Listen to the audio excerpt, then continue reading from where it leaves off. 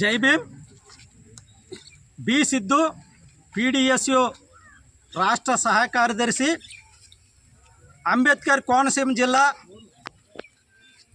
రామచంద్రపురం మండలం వెల్ల గ్రామం అరేందితిపేట జగనన్న లేఅవుట్ దగ్గర ఈరోజు తెల్లారగట్ల కొంతమంది దుండగులు డాక్టర్ బిఆర్ అంబేద్కర్ విగ్రహాన్ని ధ్వంసం చేశారు.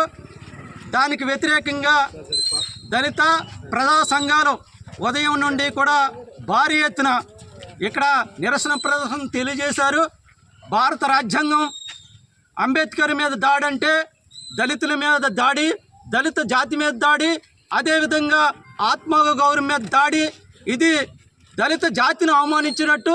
దుండగులు అంతటి వారైనా కులం, మతం, అదేవిధంగా రాజకీయ పార్టీలకు అతీతంగా తక్షణం పోలీసులు, ప్రభుత్వం కూడా అరెస్ట్ చేయాలని అడుగుతున్నాం.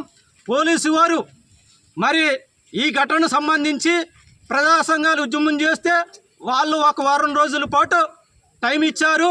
ఇక్కడికి డాగ్ స్క్వాడ్ వచ్చింది. అదేవిధంగా ఏలుముద్రలకు సంబంధించి ఆధారాలు తీసుకున్నారు. అనేక కోణాల్లో పోలీసు వారు వాళ్ళు ఎంక్వైరీ జరుగుతుంది. పోలీసు వారికి దళిత ప్రజా సంఘాలు, అదేవిధంగా ఇక్కడ వెల్ల దళిత పేటకు సంబంధించి పెద్ద నాయకులు కూడా, పెద్దలకు కూడా టైం ఇవ్వడం జరిగింది.